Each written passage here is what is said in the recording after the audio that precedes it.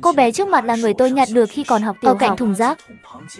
Thấy cô bé đáng thương nên tôi đã đưa về nhà. Không ngờ đã 18 tuổi rồi, mà hễ nghe tiếng sấm là lại chui vào chân của tôi. Đã trưởng thành rồi mà vẫn như vậy. Tôi vẫn nhớ mang máng. Việc nhận nuôi Tống Linh Vận hoàn toàn là một sự tình cờ. Chiều hôm đó thời tiết rất đẹp.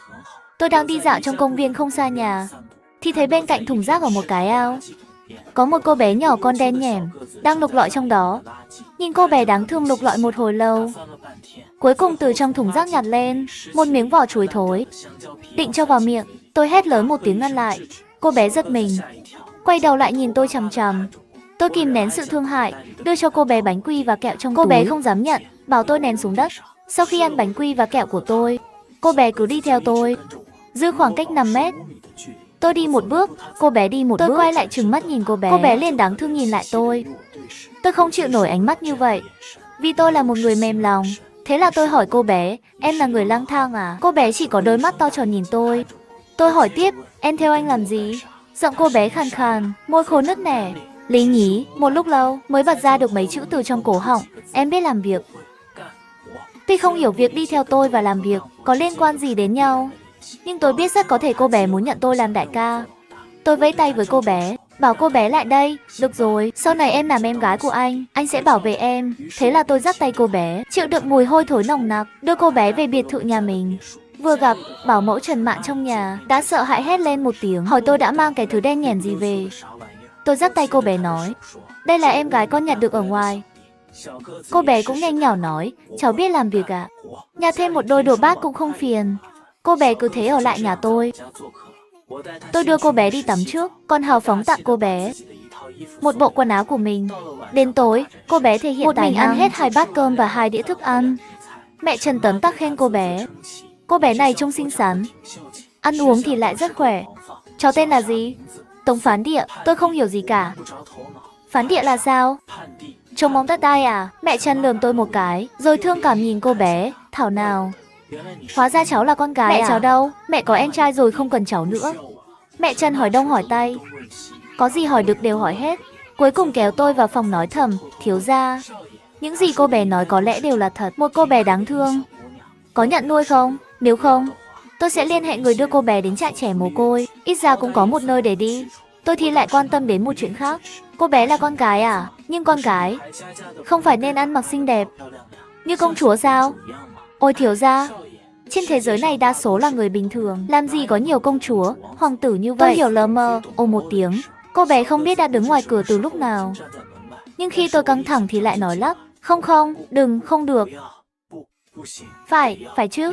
Nhưng chúng tôi không thể tìm thấy bất kỳ thông tin nào về cô bé. Khi đăng ký, đặt cho cô bé một cái tên mới là Tống Minh Ngọc. Tống Minh Ngọc thực sự rất chăm chỉ, ngày nào cũng dành làm việc nhà, quét nhà, giặt quần áo, nấu cơm. Một ngày có thể bận rộn từ sáng đến tối. Nếu cô bé cứ tiếp tục như vậy, mẹ Trần sẽ bị thất nghiệp. Tôi suy nghĩ một hồi, vẫn là nên đưa cô bé đi học. Học phí của trường tiểu học tư thục không thấp, nhưng tôi có tiền. Chi trả thêm tiền học phí và các chi phí khác cho cô bé là chuyện nhỏ. Tôi lo cho cô bé tự ăn uống, có đồ gì ngon cũng chia cho cô bé một phần, còn mua cho cô bé quần áo mới, ăn mặc xinh đẹp. Cô bé thích cầm đồ ăn vặt tôi cho sau giờ học, ngơ ngác đi theo sau tôi đi đâu cô bé đi đó. Tống Linh Vận rất nhút nhát, ngay cả tiếng còi xe cũng khiến cô bé giật mình. Chỉ khi ở bên cạnh tôi, cô bé mới không hoảng sợ như vậy, chỉ là không thích nói chuyện lắm. Cô bé rất sợ sấm, vừa nghe thấy tiếng sấm rền vang, cô bé liền run rẩy chạy vào phòng tôi, cuộn tròn thành một cục ở một góc tường, cả người không ngừng run rẩy. Còn có tiếng nức nở nhỏ đến mức không nghe thấy. Tôi thực sự không chịu nổi cảnh đáng thương như vậy, vì tôi là một người mềm lòng. Thế là tôi hét lên với cô bé, Tống Linh Vận, lại đây ngủ đi. Cô bé từ từ bò lên, cơ thể cuộn tròn lại, chỉ chiếm một vị trí rất nhỏ giữa tôi và cô bé, giống như có một rãnh Mediana. Tôi rất bất lực, lại đây chút đi. Tống Linh Vận, em như vậy sao ngủ được? Cô bé nhích từng chút một, đặt 2 tay nhẹ nhàng lên bụng tôi, khóe mắt đỏ hoe, còn có 2 vệt nước mắt rõ ràng. Tôi nắm lấy đôi tay và chân nhỏ lạnh ngắt của cô bé, buồn ngủ đến mức ngáp liên tục. Ngoan, đừng khóc nữa, có anh ở đây rồi, anh rất nghĩa khí, sau này sẽ ngày càng tốt hơn. Nhưng không lâu sau, liền cảm thấy trên mặt có một trận ẩm ướt. Tống Linh Vận bên cạnh thì thầm, anh trai, trước đây Tiểu Hoàng khi thân mật với em đều thích liếm mặt em. Tiểu Hoàng, cô bé mê mơ một tiếng, giọng điệu có chút buồn bã, con chó nhỏ của em, nhưng sau này không còn nữa. Sao lại không còn? Bị trộm rồi à? Một nửa chia cho mẹ, một nửa chia cho bố, ban ngày không được nhặt, sẽ bị mắng. Buổi tối, em nhân lúc họ ngủ, ghép những mẩu xương còn lại của Tiếu Hoàng lại, chôn trong một tủ đất nhỏ mà em nhớ. Cô bé dùng giọng điệu vui vẻ để kể một câu chuyện nặng nề. Tôi thực sự không thể chịu đựng được, chỉ có thể thở dài một hơi, hát cho cô bé một bài hát ru.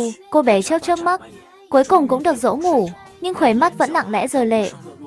Tống Linh Vận giống như một con thú nhỏ vừa mới sinh ra, cho dù đã ngủ rồi, trong tay vẫn nắm một ngón tay của tôi, để tăng cảm giác an toàn. Nhưng tối nay tôi không ngủ được, lắm mồm cái gì cũng hỏi. Đáng đời bị Tống Linh Vận khiến cho vừa đồng cảm vừa thương hại. Tôi dành cho cô bé sự quan tâm và yêu thương gấp bội. Thấy cái gì ngon, cái gì vui đều mua tặng cô bé. Tôi không giỏi an ủi người khác. Thấy cô bé buồn, chỉ có thể mua đồ ăn vặt cho cô bé, thỉnh thoảng ôm cô bé, dỗ cô bé. Cô bé không thích mặc váy vì trên người có quá nhiều vết thương nhỏ, cảm thấy mình không xinh. Tôi và mẹ Trần đã đưa cô bé đến bệnh viện chữa trị vài lần, mua một ít thuốc bắc đắp lên tay, sau này để cô bé tự từ từ lành lại. Cô bé rất sợ bị ghét bỏ, vì bị ghét bỏ sẽ bị bỏ rơi. Cho nên hồi nhỏ Tống Minh Ngọc luôn rất ngoan ngoãn hiểu chuyện. Cô bé không khóc không quấy, chỉ thích ở bên tôi. Đối với Tống Minh Ngọc, tôi vừa bỏ tiền vừa bỏ sức, có gì cho nấy, không có gì cũng tìm cách cho. Tôi thật là một người anh trai tốt, cơm đủ no, thức ăn đủ dùng, đồ ăn vặt, đồ chơi không thiếu. Ngày nào cũng ăn, ngày nào cũng ngủ, chiều cao tăng vọt. Hiệu quả rất lớn. Tống Minh Ngọc dần dần cởi mở hơn nhiều. Thường ngày ở trường cũng hòa đồng với bạn bè, không còn sợ người nữa, thành tích học tập tăng vọt như tên lửa. Nhưng tôi luôn cảm thấy cô bé ngốc nghếch, cái tật xấu chết cũng không sửa. Sáng dậy, mặt tôi lại đầy nước bọt. Tống Linh Vận, em thật là ngốc.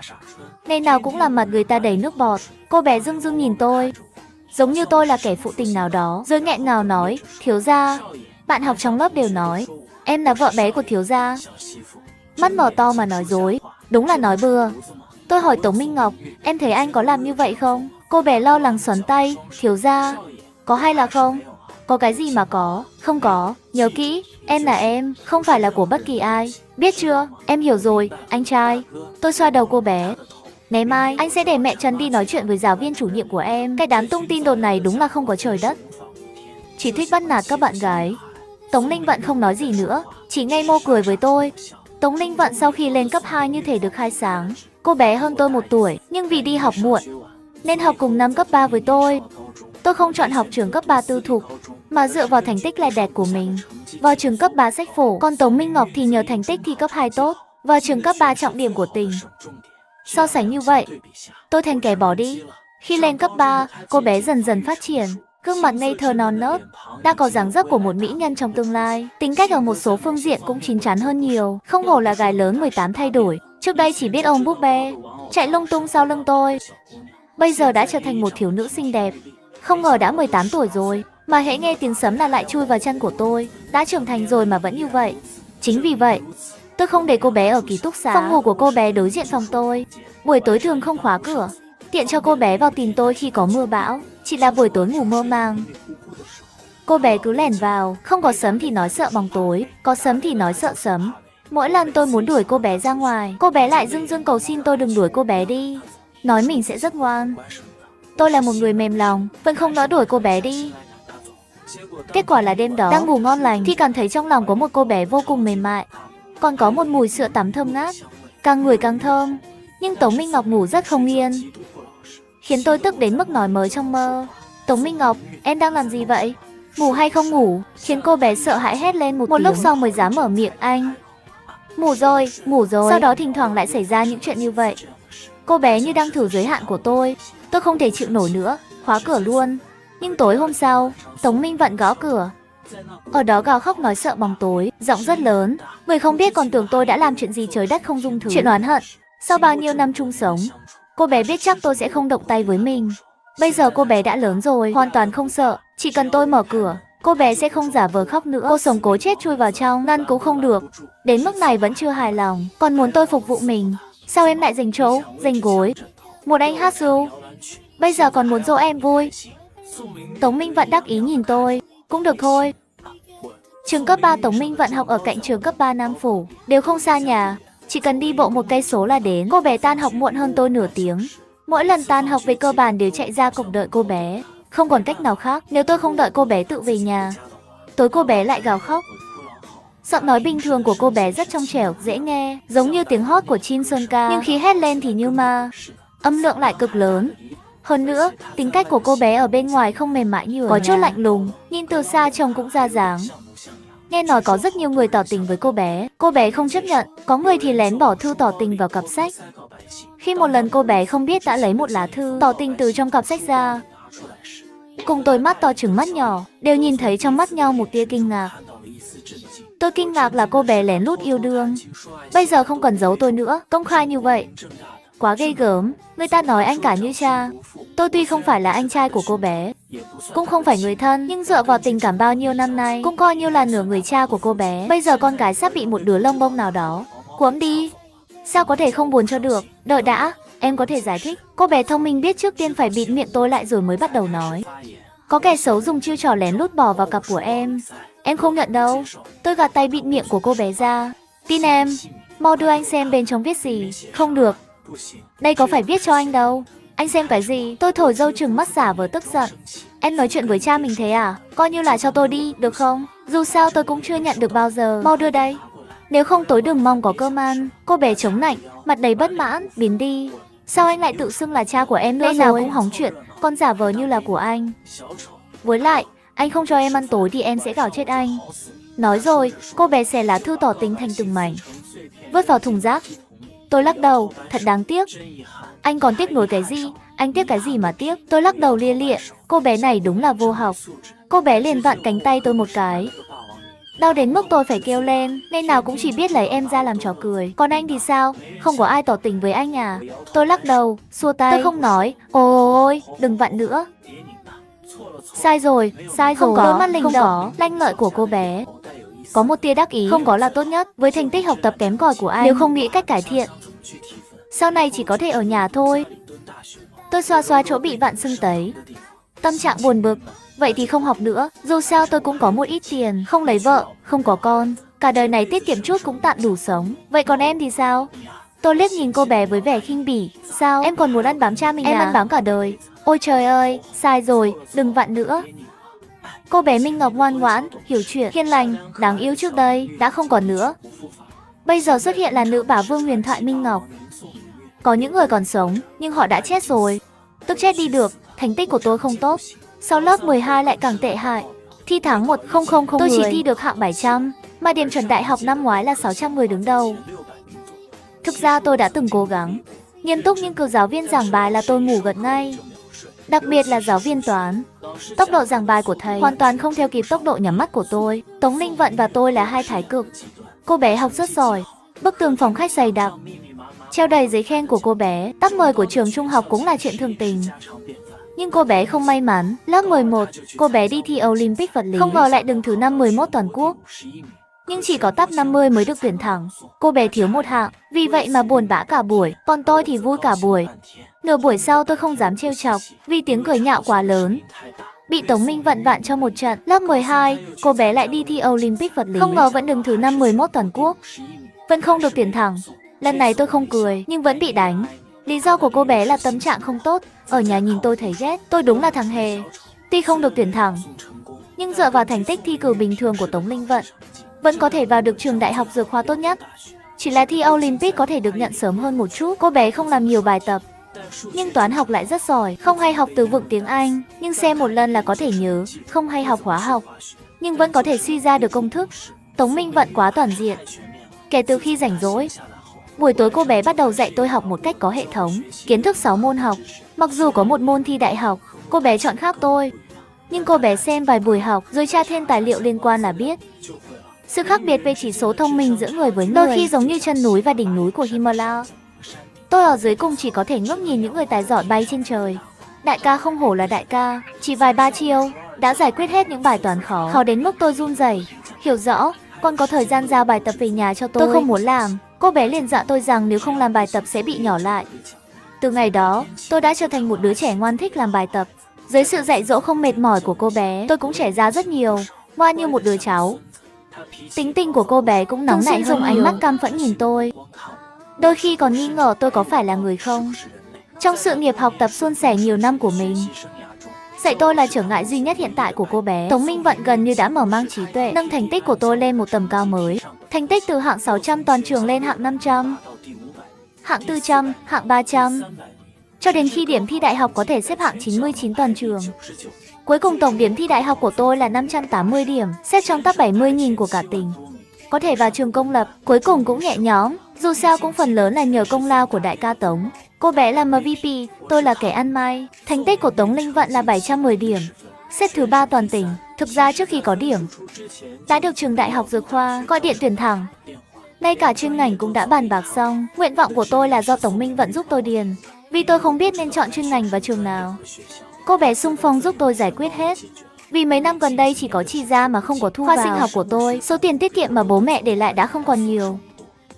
Trong 2 tháng nghỉ hè tiếp theo, cô bé đi làm gia sư, còn tôi thì đi làm thêm ở một quán gà rán. Buổi tối cô bé đến quán tôi làm việc gọi đồ ăn. Chúng tôi ăn ý nhìn nhau. Nhân lúc chủ quán không để ý, tôi cho thêm 29 miếng gà rán vào suất 79 miếng, còn ghi thêm 2 chữ ăn đến đá. Trong kỳ nghỉ hè sau khi thi đại học, tôi đã làm cho cô bé một chiếc thẻ ngân hàng, trong đó có khoảng 200.000, bao gồm cả học bổng mà tôi giúp cô bé tiết kiệm trong mấy năm nay, tiền thưởng thi đấu và tiền tiêu vặt tôi cho. Ban đầu cô bé không muốn nhận, nhưng sau khi tôi nghiêm túc cảnh cáo, vẫn miễn cưỡng nhận lấy. Dù sao thì cô bé cũng đã lớn nên có cuộc sống của riêng mình. Tôi bắt đầu cố ý giữ khoảng cách với cô bé. Cô bé nhận ra điều gì đó, nhưng chỉ có thể im lặng. Thời gian trôi nhanh, đã đến ngày tự trường. Trong thời gian nhập học, tôi đưa cô bé đến cổng trường đại học Dược Khoa. Trên đường đi dặn dò rất nhiều. Tôi sợ cô bé ăn không đủ no, mà lại sợ cô bé ngủ không ngon. Cái gì cũng lo lắng, cái gì cũng nhớ nhung. Nhưng cuối cùng cũng phải chia tay. Tống Linh Vận cứ cúi đầu không nói gì. Nhưng khi tôi định rời đi thì lại níu chặt lấy tôi. Hay là chúng ta lấy hết can đảm thuê nhà đi. Em không muốn ở ký túc xá. Ở ký túc xá không gặp được anh, em muốn ở cùng anh. Tôi nửa đùa nửa thật nói với em. Thôi đi, lớn từng này rồi còn bày đặt. Sau này em kết hôn chẳng lẽ cũng muốn anh ở cùng à? Được rồi, có chuyện gì thì liên lạc với anh. Trường đại học của anh cũng không xa đây. Sợ gì chứ, tôi vỗ về xoa đầu em. Em định nói gì đó, nhưng tôi không để em nói tiếp, đi đi. Sau này gặp lại, tôi vẫy tay chào em. Em lặng lẽ đứng yên tại chỗ. Lúc tôi lên taxi, em vẫn đứng yên ở chỗ cũ, không hề nhúc nhích. Mái tóc rũ xuống, vẻ mặt buồn bã, trông như một cô bé bị bỏ rơi. Khi thấy một bạn tình nguyện viên mặc áo đỏ giúp em xách hành lý, tôi mới thực sự yên tâm, bảo tài xế lái xe đến điểm đến. Sau khi dọn dẹp xong hành lý trong ký túc xá, tôi nằm trên giường. Trên điện thoại vẫn là Tống Minh Ngọc, liên tục gửi tin nhắn cho tôi. Nhìn những tin nhắn dồn dập, tôi nhìn rất lâu, cuối cùng gõ 4 chữ trong khung chat, được rồi. Ngủ ngon, ngay giây sau điện thoại lại có tiếng thông báo. Tôi không xem, đặt điện thoại sang một bên rồi nhắm mắt ngủ. Tâm trạng rất nặng nề, suy nghĩ rất nhiều, cuối cùng chỉ hóa thành một tiếng thở dài. Đêm đó tôi ngủ rất muộn, ngủ cũng không yên giấc. Trong mơ màng, tôi mơ thấy rất nhiều giấc mơ vụn vặt. Chúng lại nối tiếp nhau một cách rời rạc, khắc cốt ghi tâm. Tôi mơ thấy mẹ, lại mơ thấy bố. Trong mơ họ cãi nhau kịch liệt, chỉ trích lỗi lầm của đối phương. Cả hai đều ngoại tình rồi ly hôn. Tôi đứng giữa, trở thành gánh nặng mà họ né tránh. Cuộc hôn nhân không tình yêu của hai gia tộc sinh ra không phải là con đường tắt đến hạnh phúc, mà là sự tiếp nối của hận thù. Sau đó tòa án xử tôi ở với bố. Nhưng mẹ kế đối xử với tôi không tốt. Ngay từ đầu bà ta đã nói với tôi một cách cay nghiệt: một đứa trẻ như mày, không ai thương không ai yêu. Mày tin sợi dây treo cổ lên thì tốt biết mấy. Tôi đã nghĩ rằng nhẫn nhịn sẽ đổi lại được tình yêu của bố. Nhưng tôi đã đợi 2 năm. Cuối cùng thứ tôi đợi được lại là mẹ kế sinh ra một sinh linh mới. Cùng với những lời mắng nhiếc ngày càng thậm tệ, tôi muốn đi tìm mẹ, nhưng mẹ đã có gia đình mới. Trong lòng bà bế một bé trai đang khóc lòi bú. Cũng giống như bố, đối với đứa con mình yêu thích, mới nở nụ cười ngọt ngào. Nụ cười đó không thuộc về tôi. Khi mẹ nhìn thấy tôi, bà bất giác cau mày. Con cảnh cáo tôi đừng làm hại bảo bối của bà. Tôi gật đầu một cách khổ sở, như một con chuột cống, hiếm khi được nhìn trộm hạnh phúc của người khác. Mẹ nói xin lỗi. Con à, nhưng con là người thừa. Mẹ không thể cho con tình mẹ. Con không phải là đứa con mẹ yêu thích. Bây giờ con cũng đã thấy đủ rồi. Mau đi đi, phí cấp dưỡng mẹ sẽ trả hàng tháng. Về với bố con đi, đừng đến làm phiền gia đình mới của mẹ nữa. Tôi lững thững trở về nhà bố. Tối đó liền sốt cao. Tôi sốt một ngày một đêm, gần như bị sốc. Họ sợ có chuyện nên vẫn đưa tôi đến bệnh viện. Tôi nằm viện 3 ngày mới miễn cưỡng xuống giường được. Trong 3 ngày đó không có ai đến thăm tôi, bởi vì tôi là người thừa. Cũng chính vì vậy, tôi đột nhiên như được khai sáng, hoàn toàn tỉnh ngộ. Nếu đã như vậy, thì tôi cần tiền. Họ là những người có thể diện. Người có thể diện sợ nhất là bị vạch trần những chuyện dơ bẩn. Đối với gia tộc lớn, thể diện thường còn quan trọng hơn cả tính mạng. Tôi cứ quậy, cứ làm loạn, quậy rất lâu. Cuối cùng thành công nhận được tổng cộng 3 triệu tệ và một căn biệt thự ở trung tâm thành phố. Tương lai của tôi đã được đảm bảo. Cái giá phải trả là gì? Tôi coi như không có người thân, cả đời không qua lại với họ nữa. Tôi dùng số tiền đó để đi học và sinh sống. Tin được dì Trần trong công ty giúp việc. Cuối cùng còn nuôi dưỡng được Tống Linh Vận. Khi tôi lần đầu tiên nhìn thấy Tống Linh Vận, không phải là tôi thương hại em, mà là tôi nhìn thấy ở em bóng dáng của chính mình trong quá khứ. Khi giúp em, há chẳng phải cũng là đang giúp chính mình ngày xưa sao? Chỉ là tôi may mắn hơn em. Ít nhất có thể dùng tiền để sống một cuộc sống không tệ. Nhưng bây giờ em đã lớn, trở nên ngày càng xuất sắc. Ngược lại càng khiến tôi trông kém cỏi, tâm thường, bình thường. Tôi biết mình là người thế nào. Chuột cả đời cũng chỉ thấy được cống ngầm bẩn thỉu. Con cáo có thể ở trên đồng bằng rộng lớn, tung hoành chạy nhảy. Thực tế không phải là cổ tích. Khi tương lai em đứng ngày càng cao, chắc chắn sẽ càng khiến tôi trở nên vương víu. Nên chuyện yêu đương gì đó cứ bỏ đi. Bản thân tôi còn không phân biệt được tình yêu là gì. Sao có thể tùy tiện hứa hẹn tình yêu với người khác? Trong mơ hồ tôi lại mơ thấy dì Trần. Cuộc đời của dì Trần cũng đầy gian truân. Dì là người nông thôn, con là một người mẹ đơn thân, nuôi lớn con gái của mình đã hết sức lực. Sau đó lên thành phố làm giúp việc, cũng là muốn để lại thêm chút tiền tiết kiệm cho con gái. Con gái dì Trần đã lập gia đình ở thành phố, vài năm sau lại sinh một bé trai. Vốn dĩ dì Trần đã định nghỉ việc để trông cháu, nhưng vì không yên tâm về chúng tôi, nên thường xuyên đi đi về hai nơi. Đến khi chúng tôi thi xong đại học mới kết thúc sự nghiệp giúp việc của mình. Lúc rảnh rỗi dì thường vui vẻ chỉ cho tôi xem ảnh của cháu trai. Dì cảm thán nói, những người nông thôn chúng ta không có nhiều tiền cũng có thể sống vui vẻ. Đời người sống đến năm 60 tuổi.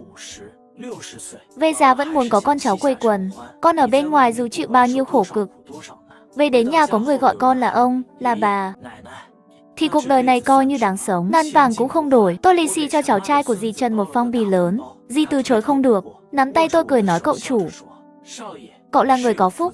Cô bé Linh Vận này thật tốt. Hai đứa ở bên nhau cũng là thanh mai trúc mã, có nền tảng tình cảm.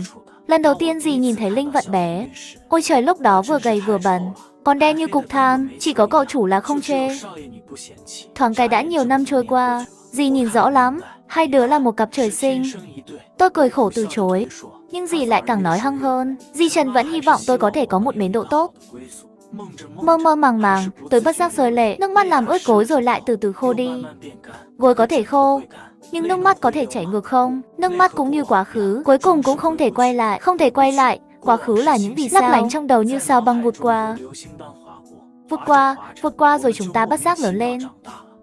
Lớn lên rồi mới hiểu, những câu chuyện trong cổ tích đều là lừa dối. Người đẹp sẽ không cưới quái vật nghèo khó.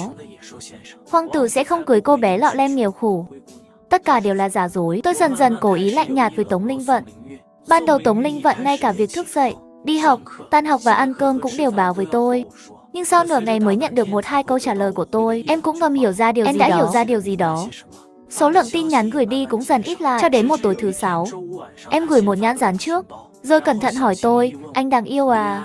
Sau khi đọc tin nhắn, tôi quyết định cắt đứt hoàn toàn suy nghĩ. Dù sao thì đau một lần còn hơn đau dai dẳng. Nhanh thôi, tìm được một đối tượng lý tưởng rồi. Sau đó 5-6 ngày em không có động tĩnh gì. Nhưng thứ 7 tuần sau đột nhiên mời tôi ra ngoài. Tôi vốn định từ chối, nhưng Tống Minh Vận liên tục mời, nói là để chia tay quá khứ một lần. Tôi hiểu lòng em, cứ kéo dài mãi cũng không phải là cách. Đành phải đồng ý. Nơi chia tay là phòng khách của một biệt thự hẻo lánh.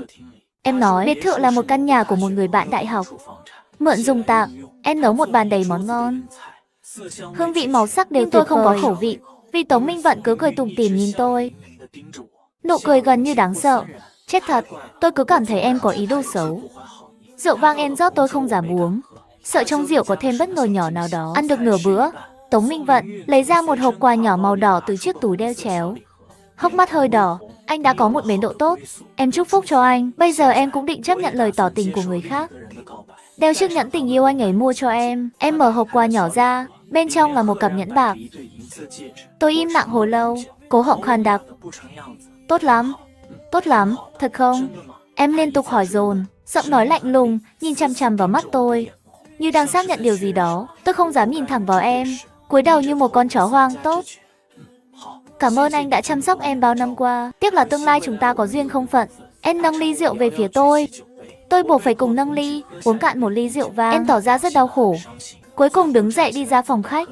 Quay người lại, cúi đầu, dường như đang lén lau nước mắt. Tiếng khóc cũng ngày càng nhỏ đi, tôi im lặng. Thực sự không biết nói gì. Chỉ có thể nhìn vào một điểm nào đó mà ngẩn người. Nhưng không lâu sau, tôi chỉ cảm thấy bụng dưới nóng ran. Tầm nhìn cũng bắt đầu mờ đi. Tống Linh Vận trước mắt dần phân thành hai người.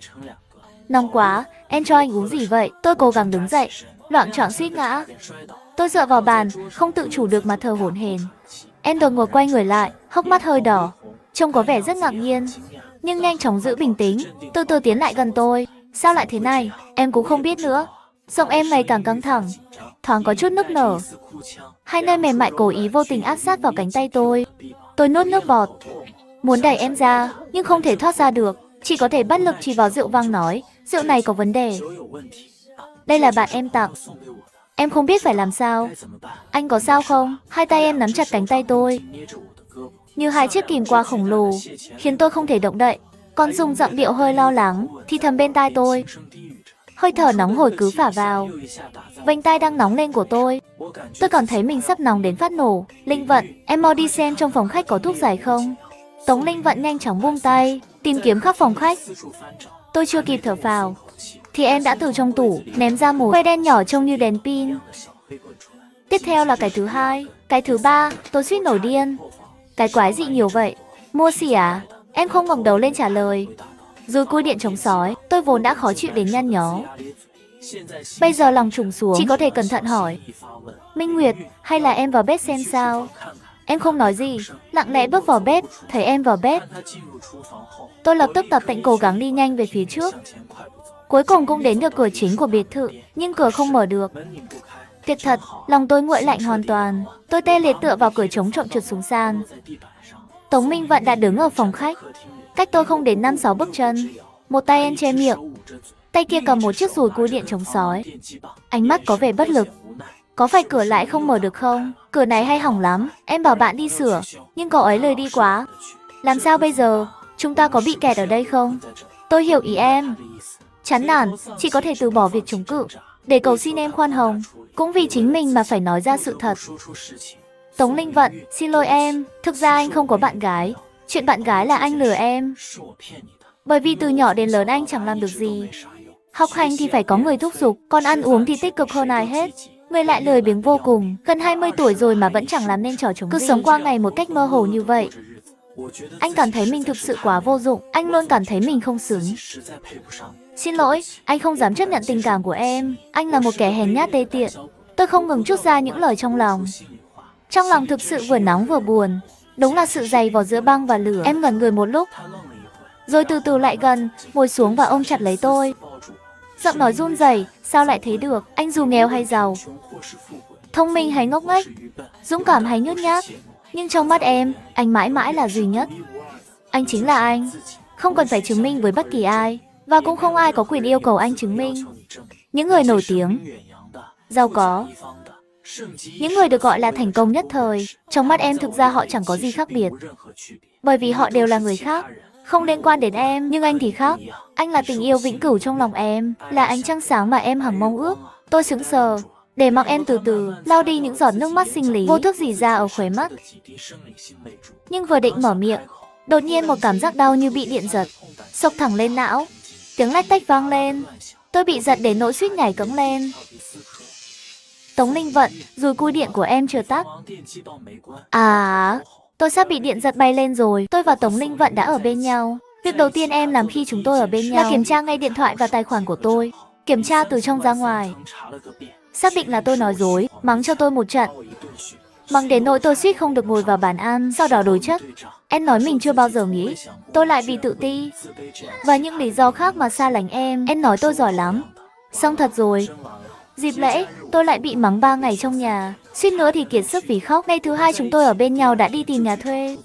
Ngày thứ 3 chuyển đến sống ở nhà thuê. Ngày thứ 5 em yêu cầu tôi mua nhẫn tình yêu. Còn kiêu ngạo nói rằng mình thực ra không quan tâm, chỉ là thử tôi một chút. Thực tế thì em run lên vì lo lắng.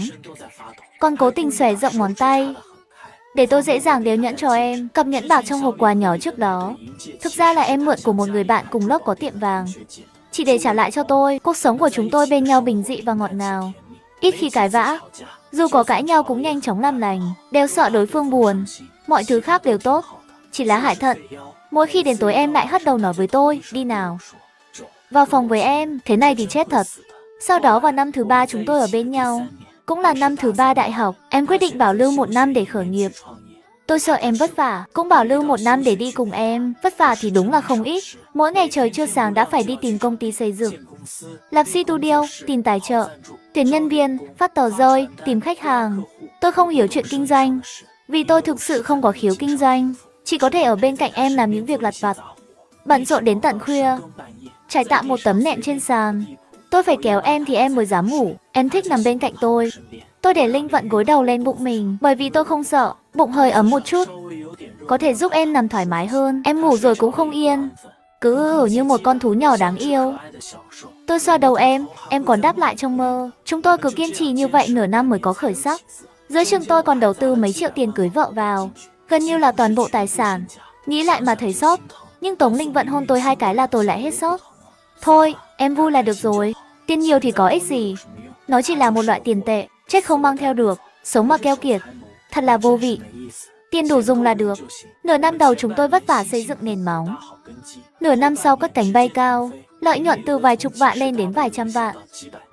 Năm thứ 2 thậm chí lên đến hàng ngàn vạn. Tống Minh Nguyệt chưa tốt nghiệp đã trở thành đại gia.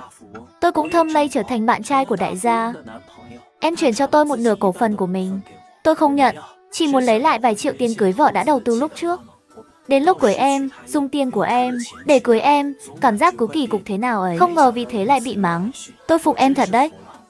Sau này tôi nằm trên chiếc ghế bành mềm mại, hồi tưởng lại quá khứ. Sau này, sau khi tốt nghiệp đại học, tôi đã cầu hôn em. Chúng tôi nhanh chóng đi đăng ký kết hôn. Tôi mãi mãi nhớ khoảnh khắc tôi đeo nhẫn cưới cho em. Tống Linh Vận bỗng nhiên khóc nức nở. Một cô gái mạnh mẽ như em, không khóc vì sự dày vò của khổ nạn, không khóc vì sự bất hạnh của cuộc sống, cũng không khóc vì sự gian khổ của việc khởi nghiệp, mà trong khoảnh khắc hạnh phúc thuộc về mình, em cuối cùng cũng có thể khóc thỏa thích. Tất cả những tổn thương và đau đớn, khổ cực và khó khăn đều khép lại trong tiếng khóc này. Em đã rơi giọt nước mắt đau khổ cuối cùng. Em đã rơi giọt ngọc hạnh phúc đầu tiên. Tôi thấy mất mặt nên không khóc. Được rồi, chỉ là vô tình có vài hạt cát bay vào mắt thôi. Thời gian vẫn tiếp tục trôi. Dần dần, chúng tôi có căn nhà tân hôn của riêng mình. Chúng tôi có những bức ảnh cưới đẹp đẽ. Chúng tôi có kết tinh của tình yêu. Dần dần, con cánh ngày càng lớn. Chúng tôi dần già đi. Dần dần lưng còng. Thời gian đã bào mòn quá nhiều thứ, nhưng nó lại không thể xóa mờ tình yêu chung thủy. Trong mắt tôi, em mãi mãi là cô bé chưa bao giờ lớn, luôn theo sau tôi đòi kẹo. Em vẫn thích tôi, nghi ngờ tôi, nghe những lời yêu thương sâu lắng của em. Em cứ như vậy dưới ánh nắng dịu dàng, 10 ngón tay đan vào nhau với tôi, với nụ cười có chút ngại ngùng nhưng tràn đầy hạnh phúc. Đi qua hoàng hôn của phần đời còn lại, Tống Linh Vận cười nói, ông già xấu xí, nói linh tinh gì với cháu gái thế? Tôi ra vẻ sâu sắc nói với cháu gái, trong ký ức sâu thẳm. Bức ảnh cưới không bao giờ phai màu đó, nó mãi mãi tỏa sáng. Con của ta, đừng để vật chất và sự tự ti che mờ đôi mắt. Hãy mang theo lời chúc của ta, đi nếm thử vị ngọt của tình yêu nhé. À đúng rồi, cẩn thận đừng để bị kẻ xấu lừa đi mất. Ba nói đúng, ông đúng là một kẻ ngốc. Video đến đây là hết. Mọi người nhớ like và subscribe để mình có động lực làm tiếp theo.